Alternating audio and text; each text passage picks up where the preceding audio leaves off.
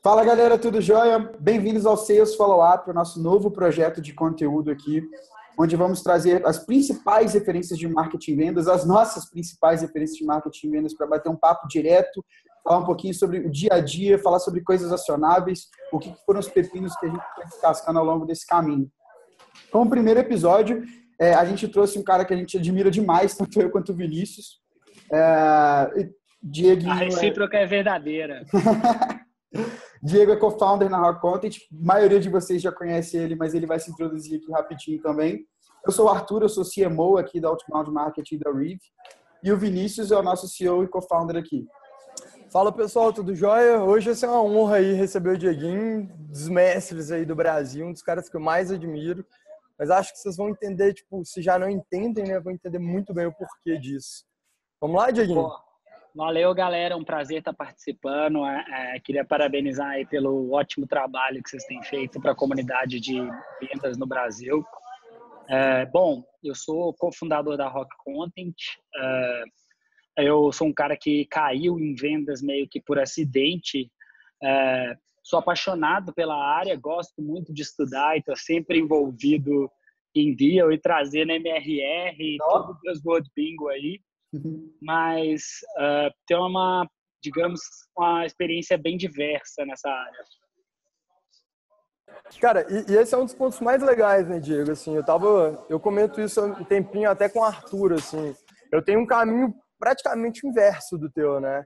Você começou muito na área técnica, trabalhando com produto, assim, a primeira referência que eu tenho, claro, a tua é trabalhando com produto. E depois você foi migrando, para a área comercial, trabalhando com marketing e vendas. Eu, na época até de samba, você, também trabalhou na samba numa época antes de mim, né? Você, trabalhou com produto na samba antes de ir para marketing e vendas, quando você foi, realmente entrar, na lógica da Rock, né? Que ainda teve um projeto antes, que era você e o Ed, a empresa antes, né? Sim. A minha experiência anterior, ela é toda em produto, tecnologia. Eu gosto bastante de meter a mão na massa, codar um pouquinho.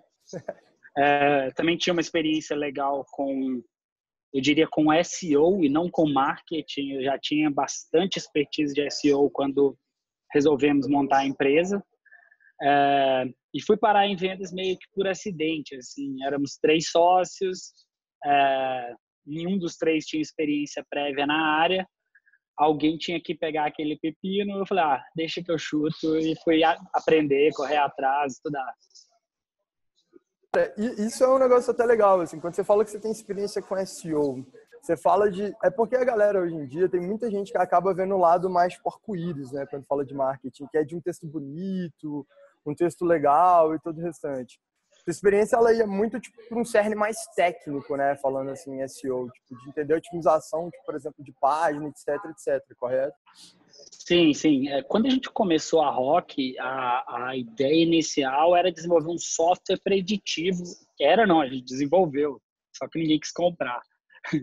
Era um software preditivo de SEO, cuja ideia era identificar tópicos que tinham alto volume, baixa competição, para criar conteúdo sobre eles. Anteriormente, eu já tinha tido vários blogs e vários anos de experiência criando conteúdo. Então, eu sempre soube muito como gerar tráfego, como fazer otimização técnica, como fazer otimização de conteúdo para SEO. E gosto pra caramba, é uma área que eu sou apaixonada. Assim, até hoje, vira e mexe, eu tô lá. Galera, perdemos essa primeira posição no Google. Alguém faça alguma coisa. Isso é muito legal, cara. Assim, isso é muito legal justamente por, acho que, um padrão, assim, todas as conversas que eu tenho contigo, isso é um negócio que eu acho que é válido falar para todo mundo. Você é um dos caras que dominam mais diferentes assuntos com um nível de complexidade alto que eu conheço, assim. Provavelmente o cara que domina mais assuntos, assim, com um nível de complexidade alto. Eu acho muito legal de enxergar, por exemplo, quando você fala de marketing, você consegue conversar com um cara que está ali na linha de frente do marketing, então um cara que é especialista, e você vai dominar isso bem, mas do outro lado você sai também, em ser generalista e conseguir falar com todo mundo, cara. Como é que é esse processo de aprendizagem para você? E como é que foi, acho que se você já quiser desembolar, falar de como foram os primeiros passos em vendas, como foram esses primeiros passos baseados nessa tua lógica de aprendizagem? Então vamos focar primeiro em skill set, depois a gente fala de primeiros passos, que esse é uma Fechado. long story. Bom, eu gosto muito mesmo do que eu faço. Então, assim, o meu trabalho é o meu hobby. E quando eu tô livre, meu horário de folga, eu tô estudando coisas de trabalho, etc. A minha rotina é muito essa.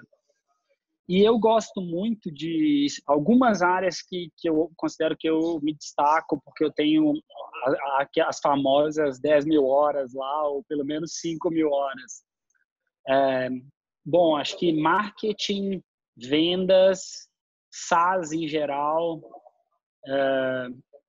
tecnologia, mas não num nível super aprofundado, mas com uma experiência bem ampla, de saber programar, de já ter liderado time de produto, de saber conversar com o desenvolvedor, saber desenvolver uma API, integrar, etc. Isso veio desse lance de ser hobby, assim, porque quando é hobby não é dolorido, você tem que estudar, não é uma obrigação, né? Eu faço isso porque eu gosto mesmo. E sou meio maníaco por leitura, livro, blog, podcast. Eu consumo um volume que a maioria das pessoas ficaria meio tonta de tanta coisa que eu estou sempre consumindo. Então, acho que esse meu background amplo aí vem disso. Eu acredito muito num conceito que eles chamam de T-shaped professional, que basicamente você tem um pilar fundamental que você domina muito bem, mas você não deixa de desenvolver aquela área do T lá em cima, que você sabe um pouquinho de cada uma das áreas. Eu diria que eu fiz um T bem grande, a perna dele na área de negócios, então eu diria marketing, vendas, etc. Um pouquinho mais raso, mas não tão raso em produto, tecnologia e afins. E lá nos outros, na cabeça do T, acho que eu tenho muita coisa de áreas diversas, mas sempre muito ligado a negócios, marketing, vendas, SaaS, tecnologia. Legal, legal. Isso acho que até é uma referência, assim, o Elon Musk, ele fala muito dessa lógica de shape, ele fala, tipo, o conhecimento ser igual uma árvore, você tem um tronco muito forte. É muito legal ver, porque isso se repete, geralmente, quando a gente conversa com caras que dominam isso.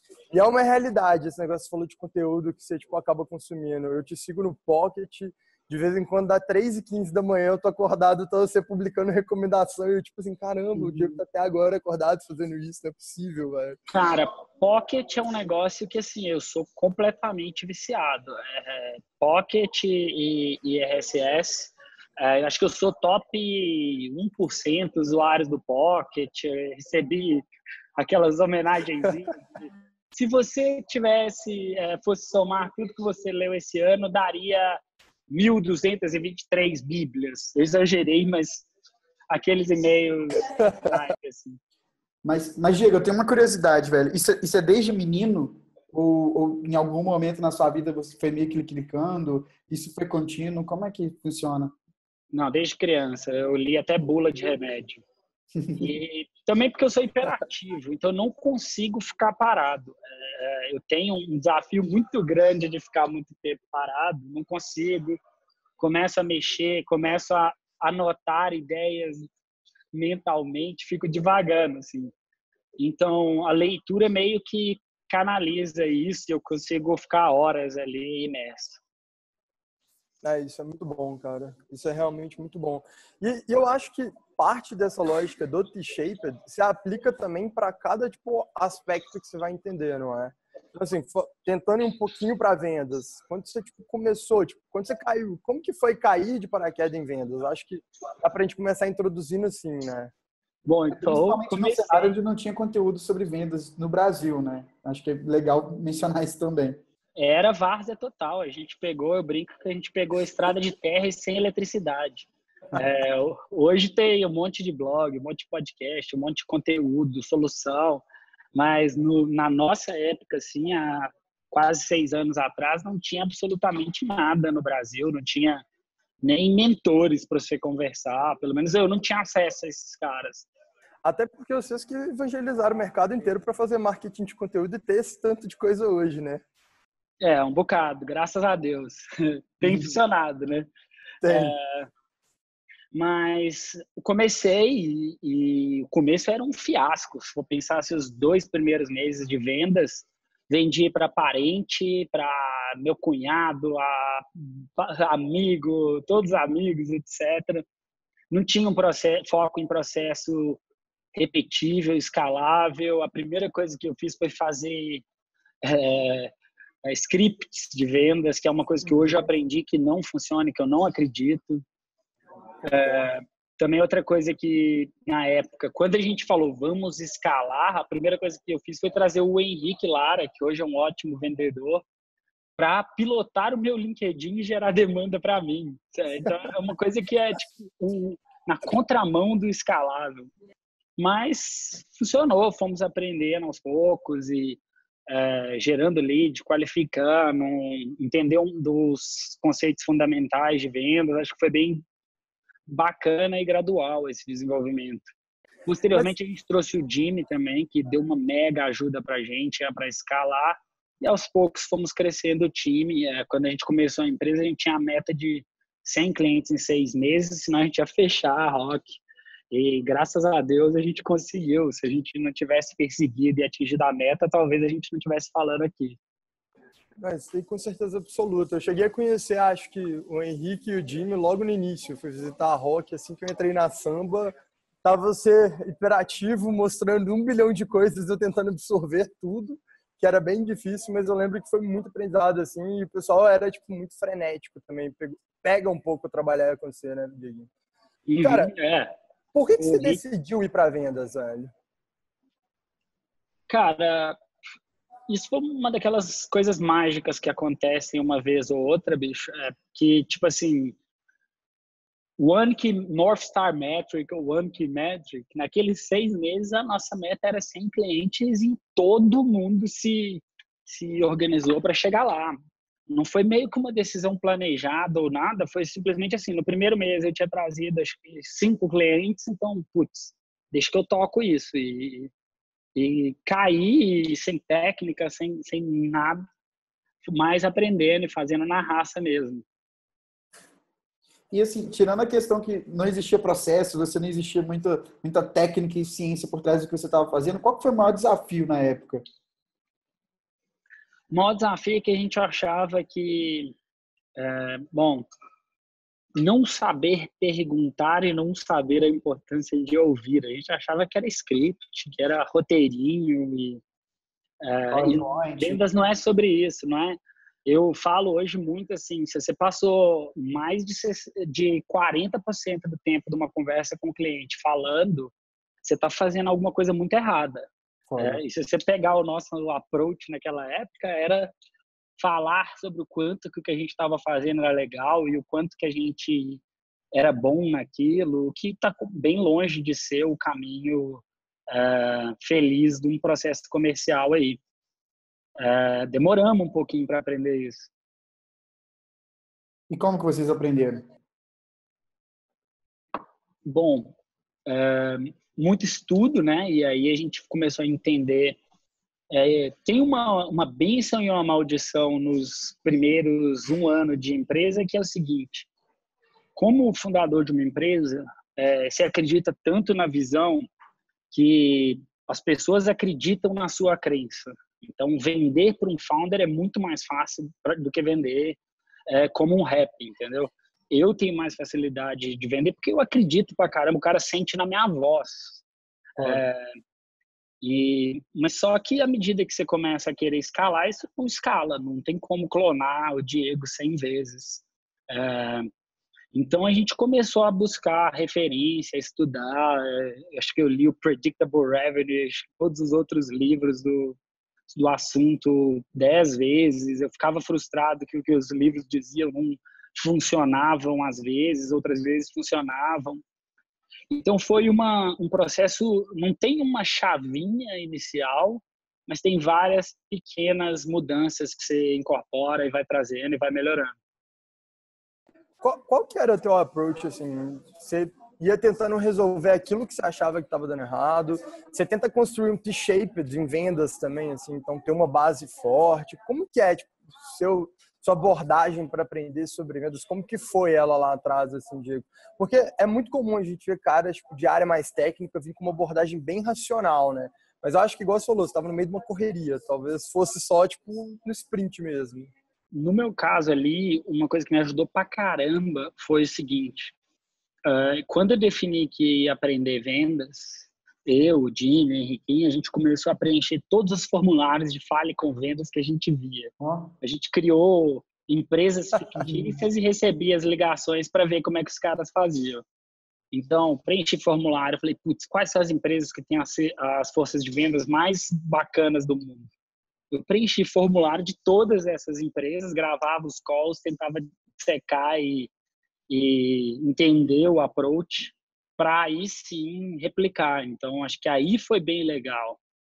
A gente começou a learn by doing, mas tendo tido uma mentoria grátis com esses caras que tentaram vender para a gente. Legal.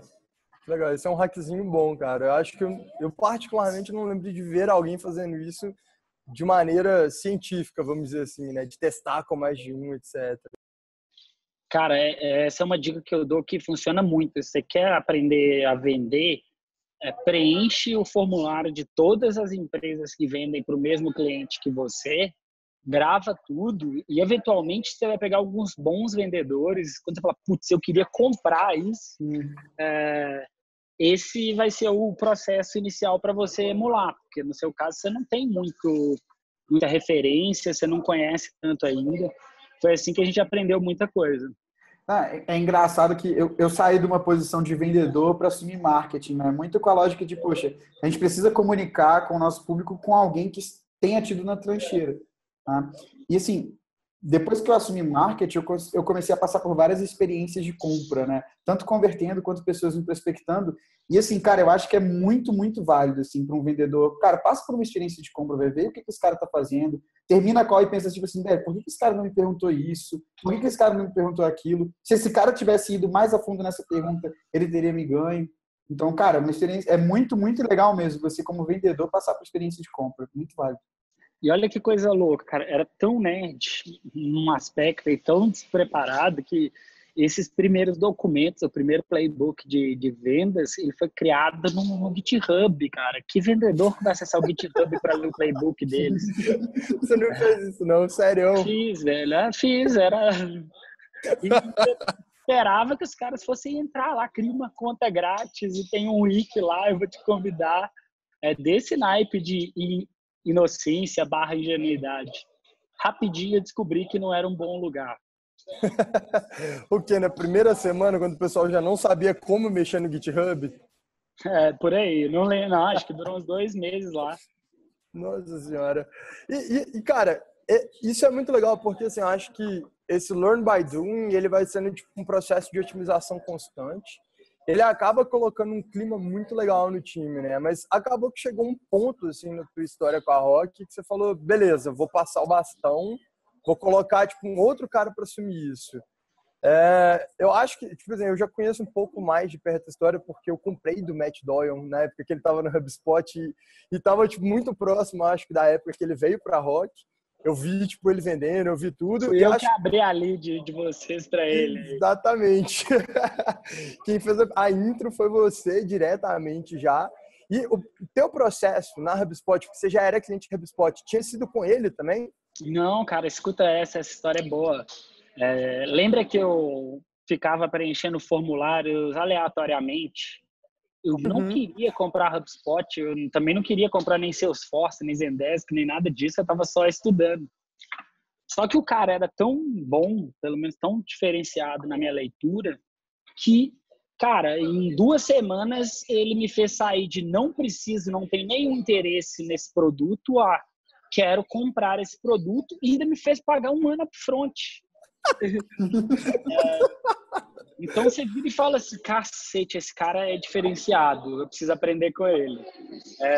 Aí, uma vez que a gente fez essa compra aí, virou para mim e falei, cara, eu vou recuperar, eu vou ter ROI nesse pagamento, aí, acho que foi $10 mil upfront, E como que eu vou ter isso? Eu vou colar nesse cara e toda semana eu vou fazer um call com ele, vou pedir dica e vou mandar call, etc.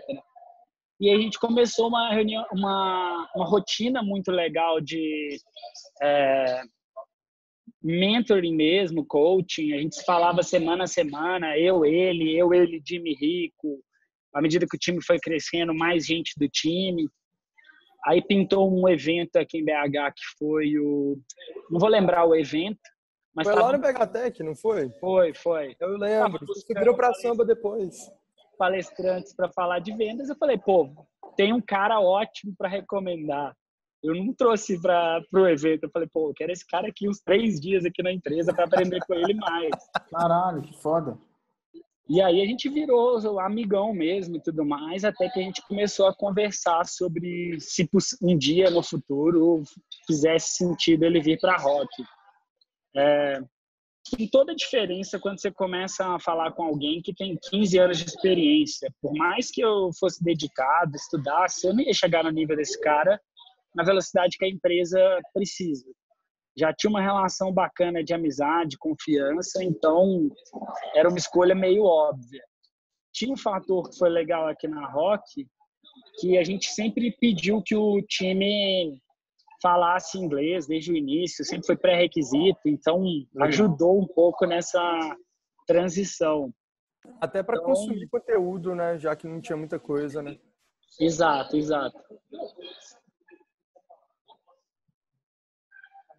Diego, assim, por que você acha que ele aceitou na época, tipo assim, fazer um mentoring com você? Porque, cara, você virou... A gente virou amigo, cara. E a gente é amigo mesmo? hoje. Não é uma relação puramente profissional. Então, assim como tenho certeza, eu faço muito, tenho certeza que o Vinícius faz muito também, eu chamo de coauridade, que é basicamente ajudar startups e dar coaching para quem está começando. Ele fazia isso e de boa vontade. Legal. Acho que foi bem bacana. Sempre tivemos essa cultura aqui na Rock, ele tinha isso. E aí, para evoluir para uma coisa mais séria, o caminho que a gente seguiu foi o seguinte. Tinha naquele ano uma conferência da HubSpot em Boston, o Inbound. A gente falou, quer saber, eu vou. Matt, posso ficar na sua casa? Falou, pode. Ô, louco. Se deu mal nessa aí, que aí eu mandei um try before you buy nele. Na casa dele uma semana lá. Eu fui em outras reuniões, fiz muito benchmarking com várias empresas de Boston, conheci muita gente. Foi nessa viagem também que eu conheci o Scott, o Kensel e outros caras que eu admiro muito. E eu saí de lá com o meu trial close, que basicamente era o seguinte: vem para o Brasil, você, sua esposa, passa uma semana lá em BH, vou te levar para conhecer tudo, te apresentar a empresa e, dando certo isso aí, a gente vai fazer uma oferta para você vir para o Brasil. Aí isso foi, acho que setembro, outubro. Dezembro ele veio, passou uma semana com a gente aqui. Acho que fevereiro do ano seguinte, ou março, ele já estava capitaneando o time, fazendo kickoff aqui. Então foi bem legal, assim, foi uma parceria de grande sucesso. E tem sido, né? Assim, é um dos caras com quem eu mais gostei de trabalhar e mais aprendi na vida. E acho que a parceria é forte. Cara, isso é sensacional. A história de vocês como rock é muito legal, o crescimento é muito absurdo. Mas eu acho que no final das contas, assim, se a gente pudesse tentar reproduzir tudo que você aprendeu em vendas durante esse tempo, acredito que você deve ter aprendido bastante depois que o Matt entrou também, apesar de você ter migrado para o marketing de novo logo depois, né, Diego? Tô certo? Uai, cara, você tem que focar onde, pelo menos se você não é um mega especialista, foca onde você consegue ser um bom jogador naquela posição.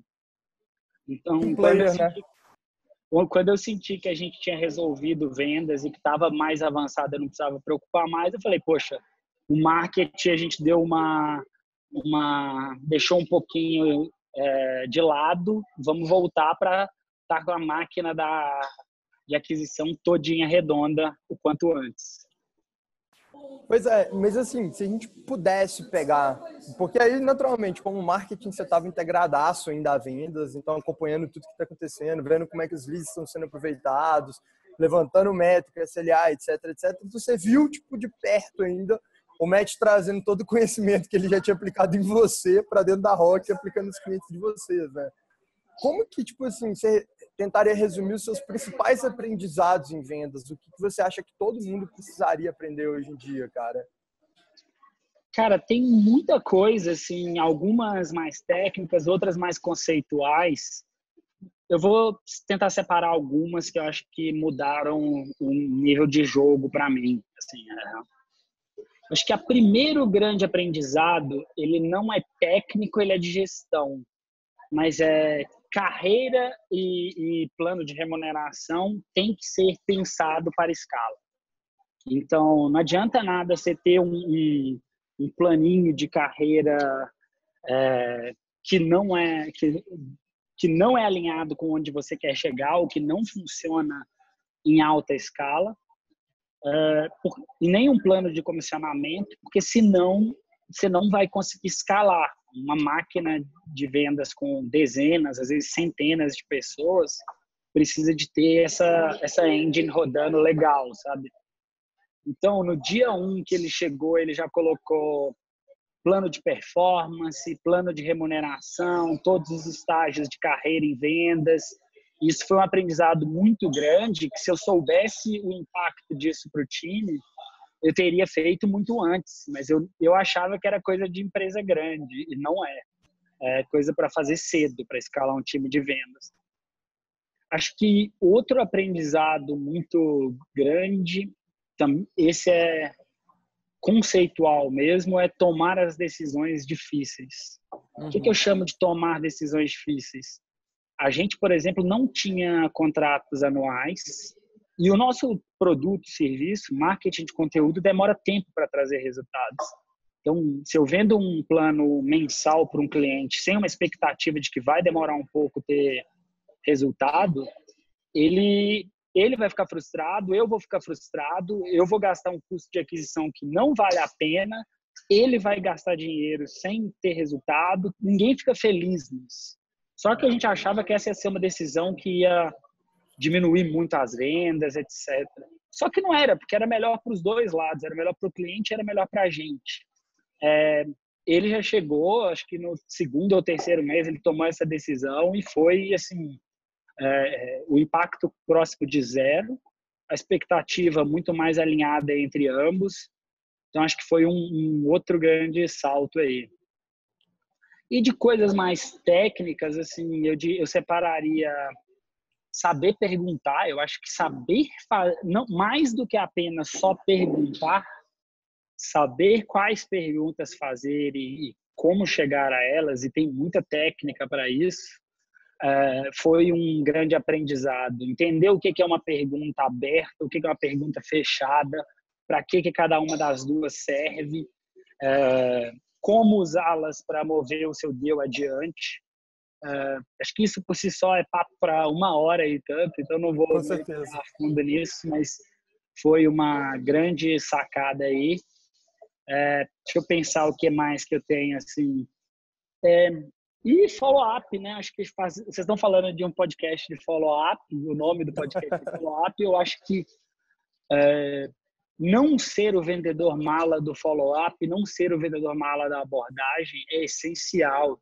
E o nosso negócio ele era muito focado a volume, e a gente testou todos os approaches que você imaginar de abordagens padronizadas, e os resultados foram, como se pode imaginar, terríveis. Uma vez que a gente começou a personalizar e fazer isso do jeito certo, que é basicamente ser relevante e ter um motivo para estar fazendo aquele contato, tudo mudou aqui. Então, acho que eu marcaria esse como os primeiros grandes aprendizados, assim. Cara, isso é muito legal porque, assim, falando de plano de carreira em especial, acho que é meio que senso comum estruturam tipo um plano complexo, né?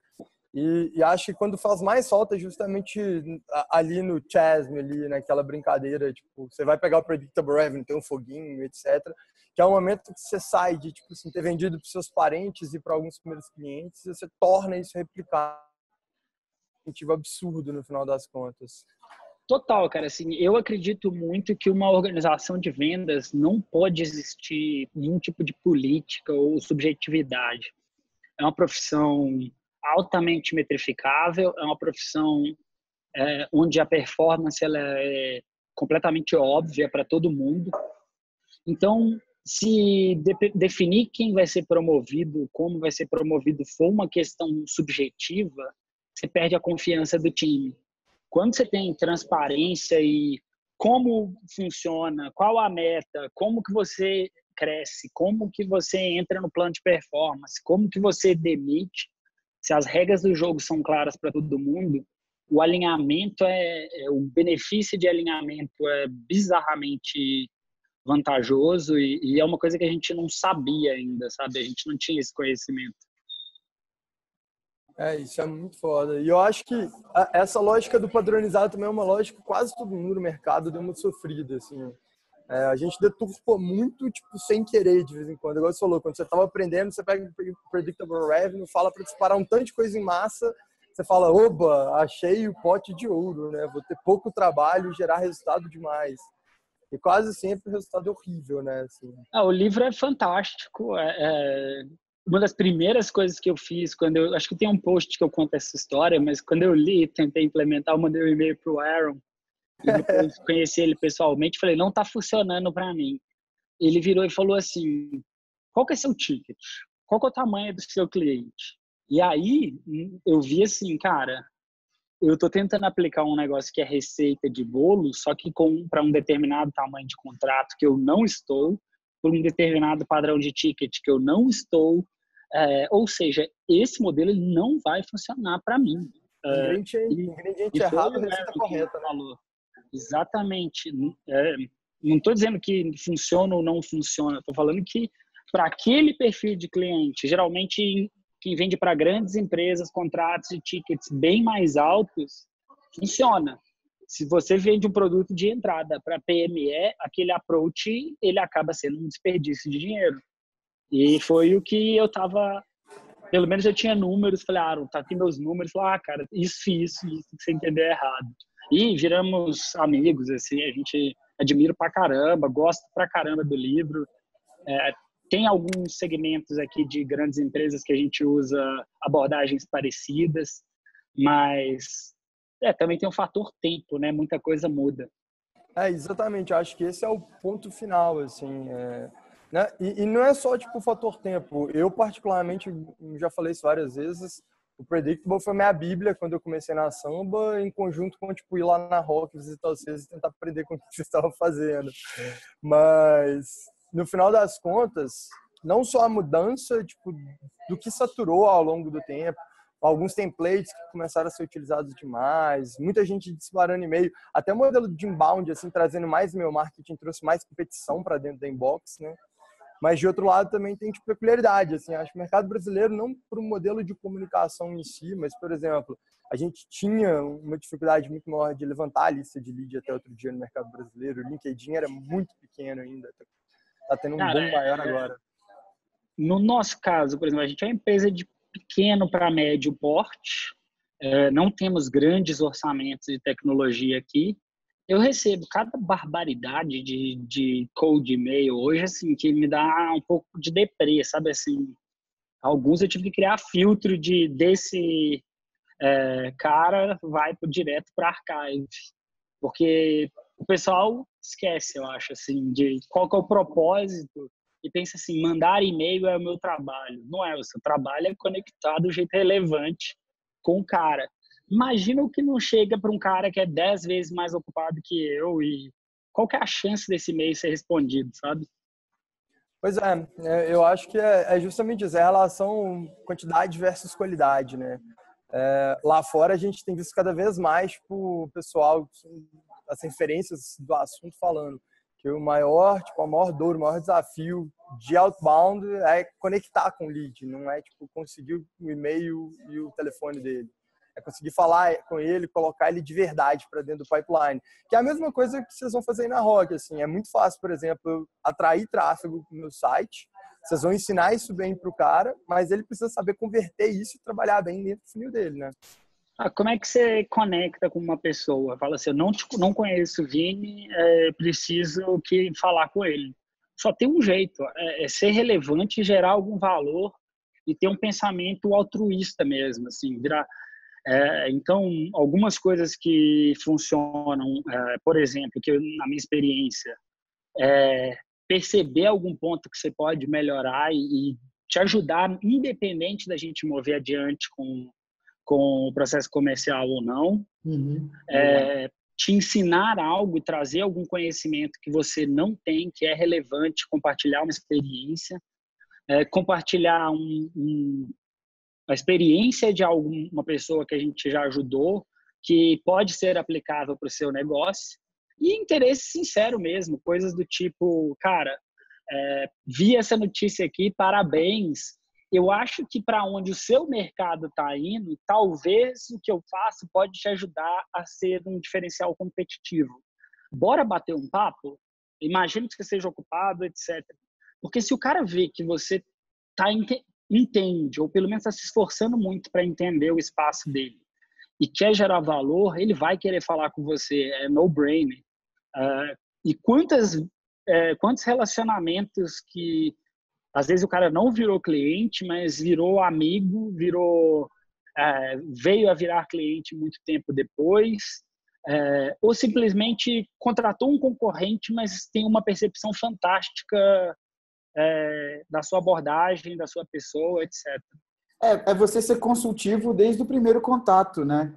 A gente tem falado muito aqui que, cara, conteúdo é rei e contexto é Deus, né? Que é isso que vai fazer realmente a diferença de você conectar bem com o prospect ou não. Acho que as pessoas têm um estigma de que sempre existe uma receita de bolo para você copiar e dar certo. Mas acho que assim, o case Predictable Revenue no Brasil mostra exatamente o contrário, né, cara? Não existe uma receita de bolo certa, o que existe são as boas referências, as boas práticas, né? E o trabalho duro, cara. Então, como que você realmente consegue colocar toda aquela teoria que você está absorvendo dentro do seu cenário, né? E eu acho que vendas, manda bala, desculpa. Não, foi mal, cara. É só porque eu acho que é até um pouquinho do que você falou mesmo, assim, Diego. No final, o case Predictable Revenue não é um case Predictable Revenue, né? A gente deturpando o que o Aaron Ross meio que pensou lá logo no início, né? As pessoas aplicam em cenários muito distintos daquilo que ele realmente defende que funcionaria hiper bem.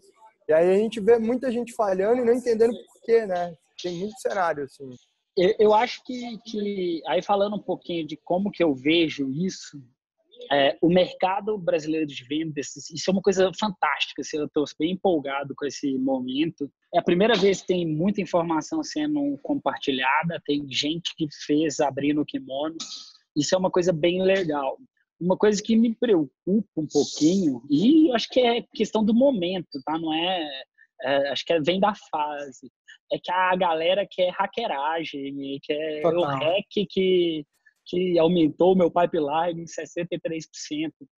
Quando, na verdade, o mindset cara, entende onde você quer chegar, cria um plano, ferramenta não importa, nada importa se você não entender os conceitos fundamentais de vendas, que é isso que a gente está falando, ser relevante, ajudar o cara a co-criar um plano, ajudar o cara a resolver um pepino que está atormentando ele e é isso. Assim, então eu diria assim, a hackeragem vem depois do entendimento fundamental do que é vender e por que as pessoas compram.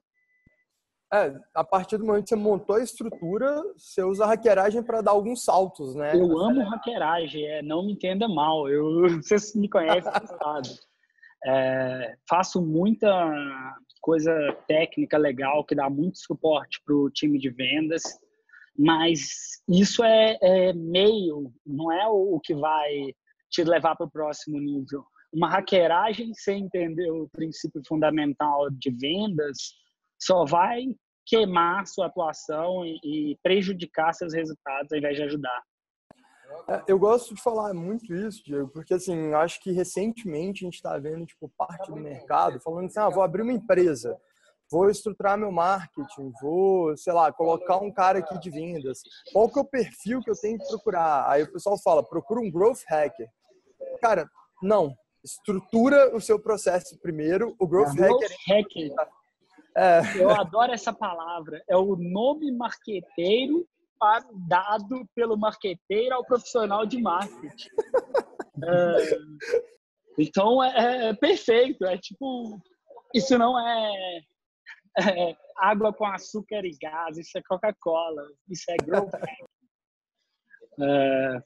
Mas é o básico, foca nos fundamentos antes de escalar e domina bem antes de dar o próximo salto. Acho que colocar complexidade demais na equação antes de aprender os fundamentos acaba sendo um gargalo. E um ponto até crucial nisso, assim, se você pega, por exemplo, um growthzinho, um hackzinho ali para tipo, crescer rápido, aí você fala, esse assunto funciona e gera 50% a mais de conversão. Ótimo. Mas se você não sabe estruturar um template, daqui a 5, 6 meses, esse assunto já ficou batido no mercado, saturou, e você não sabe como criar o próximo. Você não sabe, você tem que esperar o mercado responder e te avisar qual que é o próximo. E aí você sempre dá um passo a passo. O poço seca sempre, assim. E, cara, é ótimo fazer coisas que dão pequenos ganhos momentâneos. Um assunto bacana, uma tecnologia bacana que vai te ajudar a descobrir se o lead gosta de macarrão ou de feijoada. Mas no fim do dia, o que traz o crescimento sustentável é você pegar e falar, cara, esse é o indicador. Se eu fizer esse esforço aqui constantemente, ele vai crescer 3, 5, 10% mês a mês. E aquela coisinha que é o que dá 80% do trabalho, ele funciona para sempre. Claro que na escala vai diminuindo, você tem que ter mais coisinhas no menu, mas é a disciplina de fazer sempre, estar comprometido com o indicador e não a receitinha mágica do assunto de e-mail que eu vou testar esse mês, ou da tecnologia, ou vou trocar de CRM, não é nada disso, pelo menos não na minha leitura. Agora, é legal demais fazer uma hackeragem de vez em quando. Com certeza. Ajuda a dar saltos também, né? Eu acho que é muito isso. E você tem que estar sempre experimentando novos canais, novas abordagens. Acho que tem muita coisa que você aprende assim. Mas se você tentar ficar repetindo o imprevisível, o seu índice de sucesso vai ser 1 a cada 10. Se você for tentar um experimento por mês, você vai acertar um mês por ano, os outros 9 você perde a meta. Então, monta os fundamentos primeiro, depois você vai colocando mais e mais experimentos em cima. Cara, assina embaixo total. Acho que o grande problema que a gente vê é o pessoal tentando correr antes de aprender a andar, cara. E, putz, você falando isso pra galera, assim, acho que é bem legal mesmo, bem legal mesmo. Cara, e até assim, Diego, um último comentário antes de fazer a última pergunta, que eu sei que você já tá, tipo, agarrado aí. Eu consegui dar uma esticadinha aqui, tá, cara? Ótimo. Até temos mais 21, 22 minutos. Ótimo, perfeito. Mas, assim, um negócio muito legal que eu vi recentemente foi o Tim Ferriss com o Tim Urban. O Tim Ferriss já, tipo, conhecidaço, autor, etc, etc. E o Tim Urban é o do Wait But Why, lá, o blog, que é, tipo, um dos meus blogs favoritos hoje em dia. Eu me amarro também. O cara é sensacional. E eles falando sobre, tipo, como que eles viralizaram em algum nível, assim. Como que a gente cresceu. E ambos falam assim, cara, eu já tinha, tipo, uma base, já tinha gente me seguindo, eu tinha meus números de crescimento. E aí o Tim Ferriss fala, eu peguei uma época de Google AdWords muito boa, eu consegui surfar nessa época até chegar em um tamanho mais relevante. E aí o Tim Urban fala, eu peguei o Facebook orgânico. Quando a galera ainda compartilhava, tinha um mega alcance, a minha página tinha muito like, blá, blá, blá, blá, blá, blá. E isso me fez chegar num tamanho maior. E aí os caras falando muito sobre isso, que você falou sobre teste, assim, de que no final das contas, o Tim Ferriss, ele, tipo, já foi, tipo, investidor de um tanto de empresa, ele falava que, tipo, muito do que empreendedor ou, tipo, o pessoal de marketing vendas chegava para falar com ele era, cara, não tem mais Google AdWords para fazer isso, o Facebook não funciona desse jeito mais, mas hoje tem Eu vou falar uma coisa que tem um que funciona ainda. Posso puxar? Pode, Esse é incrível, as pessoas não vão acreditar. Eu chamo do método PPT. Pega a porra do telefone. Hoje eu vejo no mercado brasileiro, você pega o mercado americano, você tem um mercado que evoluiu força de vendas numa velocidade absurda. Eles fazem isso desde os anos, sei lá, 40, então esses caras são ninja em montar uma máquina de vendas. E o que isso gera? Uma taxa de ligação de escada para conectada que é ridícula. As pessoas param de atender o telefone. No Brasil, ainda é muito oceano azul. Simplesmente você ligar, se você for relevante, a taxa de conexão aqui ela é muito mais alta. Eu lembro, o Matt fala muito assim, cara, nos Estados Unidos eu tinha que fazer 10 dials para falar com o prospect. A gente estava tipo, com quase 50% de dial para conexão aqui na Rock quando a gente começou. E ainda hoje a gente vê os ratios e são desproporcionais. Então, se você consegue ligar, ser relevante, não esquecer de nada dos anteriores, mas usar o método PPT ou PPTC, eu não posso falar, que 2 palavrões é muito. Pode falar. A galera aqui tá tranquila. Eu falo palavrão. Pega a porra do telefone, caralho. Porque no fim do dia, cara, existe uma demanda muito grande, as pessoas ainda estão muito mais abertas do que lá fora. Eu vejo como muito oceano azul. Se você for comparar os indicadores de Brasil com os Estados Unidos, tem uma oportunidade gigantesca. E pensa aí, o executivo médio ele deve receber 1/10 das ligações que o americano equivalente recebe comerciais. Então, se você for relevante, conseguir gerar valor para o cara, chamar a atenção, tem uma oportunidade de ter um custo de aquisição muito mais baixo aqui. Cara, isso é muito legal até de você falar, porque a gente lançou semana passada. Agora, quando vocês estiverem assistindo, já tem um tempo, mas a gente já lançou um reporte das melhores práticas que a gente está encontrando aqui no Brasil, sabe, Diego? E um dos pontos que a gente encontrou é que quem faz tipo, cadências mistas, então fluxos de cadência que vão incluir uma ligação e um e-mail e um LinkedIn, por exemplo, segue a mesma lógica americana de tipo, aumentar a conversão. Só que perante um fluxo simples só de e-mail e um fluxo com ligação e com e-mail, por exemplo, a gente consegue aumentos tipo, em média de 4 vezes mais conversão. E isso eu acho que é um pouquinho até do que você falou, assim. Tipo... Eu não tenho dúvida disso, cara. A galera, tipo, e-mail é comunicação assíncrona. O cara pode escolher ignorar. Uma ligação, não. Então, e mesmo se ele escolher ignorar, assim, quando eu digo escolher ignorar, eu digo ele simplesmente te dá a linha na primeira ligação, é uma vitória. O sim é bom, o não é bom, o silêncio que um e-mail traz da comunicação assíncrona é um problema. O talvez é a resposta que você perde. E se você é relevante, o sim ele é muito provável. Agora, não tem muito o que falar. É ser relevante. Use o canal de ouro que eu falei. Esse é inédito. Eu vejo muita gente que deixa de lado o canal com maior potencial e acho isso uma grande bobagem. E principalmente não se pegar um canal, né, cara? Assim, cara, você tem mais de um, pô, usa eles, né, cara? Acho que a gente, graças a Deus, a gente passou da guerra inbound e outbound, isso já não é mais realidade. E, assim, cara, pega a porra do telefone, escreve um bom e-mail, conecta no LinkedIn, mas conecta direito, né? Seja relevante em todos os pontos, cara. Acho que esse é o caminho para você ter mais conversão naturalmente.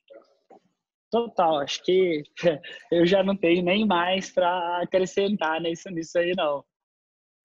Qual que é a nossa próxima pauta aí?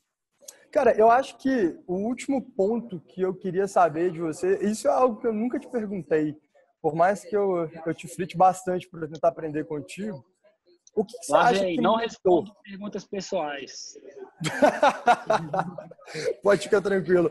Mas o que você acha que mudou na sua visão de vendas?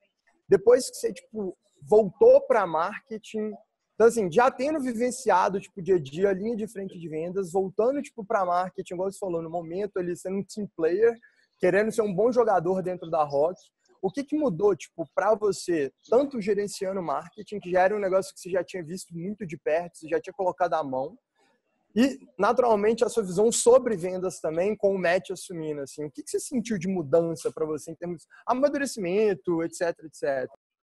Cara, para mim é o seguinte, se você conhece seu produto, conhece a jornada de compra, acho que todo mundo de marketing tinha que passar a semana em vendas, todo mundo, ou até um mês do outro lado, porque o discurso é o mesmo, ele não pode ser quebrado.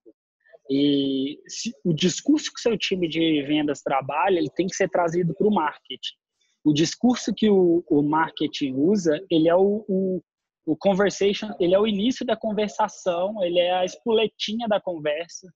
Então, essas coisas tem que seguir uma linha que dizem que chama jornada do cliente, mas racional e olhando para fora.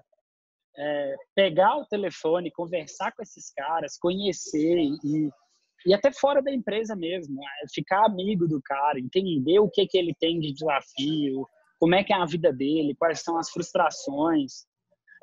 Isso te ajuda a ter uma visão única disso aí. Acho que marketing e vendas cada vez mais são uma coisa só. É claro que existem limitações em cada um dos lados, mas você vê hoje um chatbot ou o Google que disca e marca a sua consulta, atende, é um humano, um robô quase humano que marca. Cara, você vê que está tudo ficando... as fronteiras estão cada vez mais nubladas. Você não sabe até onde vai cada um deles. Então, separar isso em silos está deixando gradualmente de ser uma boa ideia. Tá deixando? Gradualmente. Eu acho que se ser radical e falar a minha empresa não tem marketing, vendas é tudo uma coisa só, acho que é loucura. Mas eu sinto que os times têm que estar atuando cada vez mais juntos, não podem estar desalinhados, eles têm que ter compromisso um com o outro, SLA, alinhamento, reuniões periódicas e trazer o que funciona de cada lado para o outro lado também. O desentendimento, assim, tipo, você já não precisa contar tipo, história específica, mas você já teve algum, tipo, sei lá, desentendimento do match, de alguém de vendas trazer alguma coisa tipo, para o time de marketing, você olhar e falar, putz, faz sentido, agora que eu vi como é que é lá do outro lado, tá fazendo sentido o que tá chegando e... Cara, essa é uma área que é bem... eu acho que a gente faz um trabalho muito legal aqui na Rock, sabe, assim... A gente nunca teve grandes desentendimentos ou estresse, mas está ficando cada vez mais legal e sofisticado. Então, hoje eu diria, por exemplo, temos uma reunião semanal entre o time que gera demanda para o segmento Enterprise com o time que vende para Enterprise. E eles vão falar, olha, pessoal, nós passamos isso e isso, nós estamos trabalhando nesse material, como é que tá aí? Precisa dar um gásinho aqui? Posso alocar um recurso aqui para isso? Não, tá tranquilo, o pipeline tá gordinho, pode atacar para outro lado. E a recíproca é verdadeira. Do outro lado, o time fala, pessoal, nós estamos atacando a vertical de seguros, eu preciso de um estudo de caso de um cliente de seguros, porque vai me ajudar a tirar esses 2 deals que estão parados do pipeline aqui. Então, tem esse acompanhamento de leads, MQLs, de abordagem, de criação de conteúdo, etc. Acho que o vendarketing nunca foi tão real assim, sabe? Animal. Eu lembro que eu achei muito legal quando o Henk soltou aquele post dele, acho que foi ano passado, sobre o que é um texto de qualidade, o que é marketing de conteúdo de qualidade. E no planejamento de conteúdo tem tipo assim, cara, sales enablement, né, que é conteúdo que a gente vai fazer para ajudar o time de vendas. Eu acho, cara, é muito legal pensar nisso mesmo. E acho que assim, além de sincronia, os times têm que ter accountability também. Né? Não é só ficar, vocês só estão gerando bad fit. Vocês não estão convertendo, né? Então, acho que... Hoje a gente tem quebrado assim, todo o volume global do time, mas do tamanho que está, olhar global já não ajuda mais.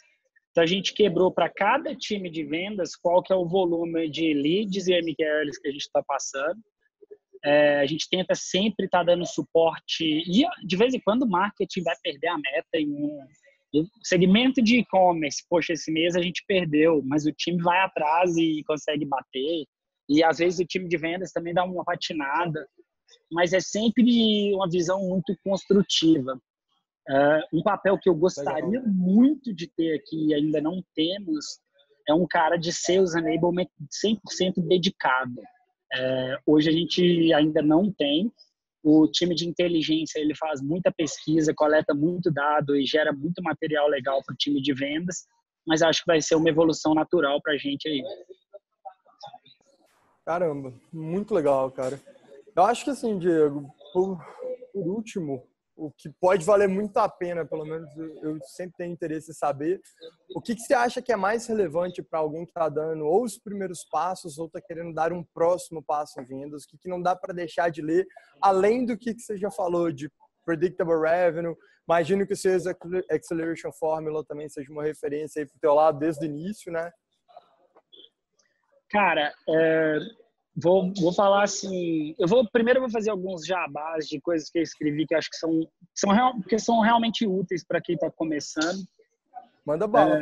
Eu separaria 2 artigos do meu blog, depois coloca aí. O primeiro é sobre montando o seu primeiro time de vendas, e eu falo muito que o MVP de vendas é 2 vendedores rampados e performando com constância.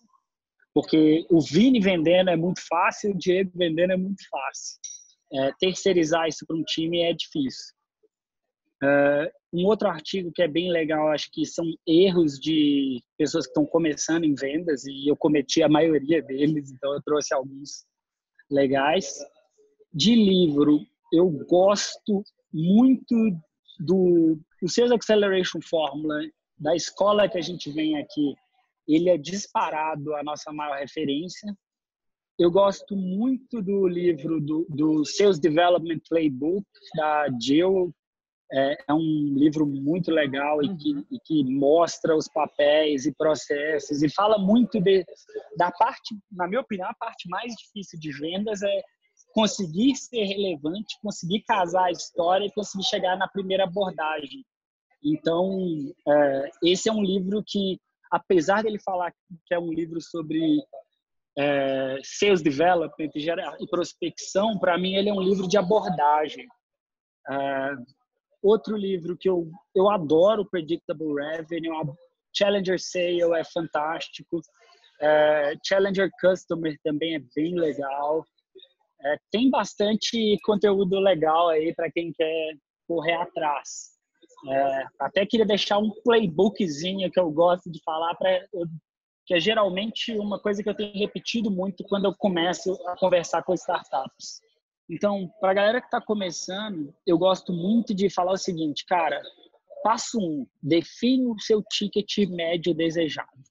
Se você tem um ticket médio claro, e tem uma hipótese de ticket médio, porque todos os seus indicadores vão depender disso. Seja ele R$500 por mês, R$1.000 por mês ou R$10.000 por mês, tem essa hipótese, porque disso vai derivar quanto tempo pode levar o seu ciclo de vendas, quanto que você pode gastar em marketing para adquirir um cliente, quanto que você pode gastar em vendas. Essa é a primeira hipótese que eu peço que os caras tenham. Porque se tentar montar um time de vendas que vende de 200 a R$10.000, você não vai conseguir acertar. Acho que a segunda coisa que eu diria para o cara desenvolver é a seguinte: uma vez que você tem a sua hipótese de ticket médio, defina qual que seria a sua meta. Então, a minha meta é trazer 4 clientes por mês com um ticket médio de R$1.000. Então, são R$4.000 de receita mensal recorrente. Se você sabe que são 4 clientes por mês, fica fácil de quebrar isso em atividade e ter pelo menos uma hipótese de processo. Para trazer 4 clientes por mês, vou simplificar e falar que o mês tem 4 semanas, eu preciso apresentar, vamos supor que você está começando, a sua taxa de fechamento é terrível. Então, você precisa apresentar 16 propostas. Se você precisa apresentar 16 propostas e a cada 4 você fecha uma, para chegar de qualificação para a proposta, você precisa fazer a mesma taxa de conversão. Então, se são 16 propostas, eu preciso fazer 64 diagnósticos. E aí já ficou mais fácil. E para fazer 64 diagnósticos, eu preciso fazer 128 conexões. Legal. Poxa, se eu tenho 128 conexões, são 32 conexões por semana, são 16 diagnósticos por semana, são 4 propostas por semana, um fechamento por semana. Eu tenho um protótipo da minha rotina que pode não funcionar, mas se eu seguir ele, eu começo a entender qual que é o meu funil pessoal e aí vai ter um resultado previsível. Então, acho que esse é o primeiro conselho que eu dou para quem quer sair do zero na maquininha aí de marketing, de vendas, quer dizer. E aí, a partir daí, vai otimizando, né? Percebi que eu estou convertendo um pouco a mais aqui, um pouco a menos ali, vai mudando os números, enxerga essa vertical, etc.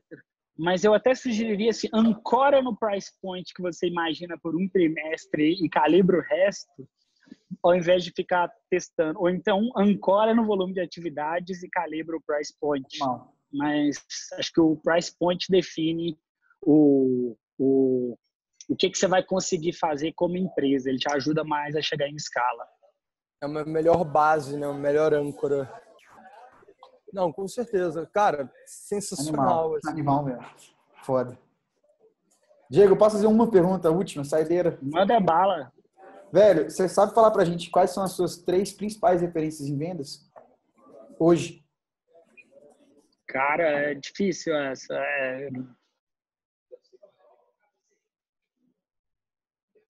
Eu gosto muito da Jill Conrath. Eu gosto pra caramba e admiro o Mark Roberge, porque ele é um cara que super aberto, compartilhou muito conhecimento com a gente, trouxe muita... Ele não precisava ajudar a gente, deu várias mentorias e dá mentoria para o Matt até hoje, então é um cara fantástico. Eu diria que o Matt Doyle, o nosso cara, é um cara com quem eu estou sempre aprendendo, sempre se reciclando e ainda é, sem dúvida, uma das minhas principais referências. Eu diria que o Aspira, que está no podcast com vocês, é uma grande referência para mim. O Henrique Carvalho, Nefa, o Rafinha aqui da Rock. Aqui dentro tem muita gente. Todo mundo no nosso roadmap de conteúdo, cara. Fica tranquilo. Assim, Gustavo, Roberta, Paulinho, esses caras todos trazem muita coisa fresca e estou sempre aprendendo com eles. Então, hoje eu tenho mais referências internas do que externas, porque não é porque os caras sabem mais do que as grandes referências, mas é porque o conhecimento é muito mais tangível para mim. É a conversa no meu mundo. É contexto então, assim, puro, né? Eu adoro estar aprendendo com eles e trocando figurinha.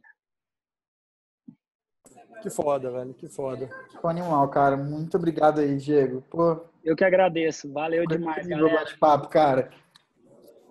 Abraço. Tem algum recado pessoal final que você quer deixar, Dieguinho? Tá tranquilo? PPT aí, galera. PPT pra caramba. Só que não pega o PPT errado. Abração. Fechado. Obrigadão, Diego. Abração, velho.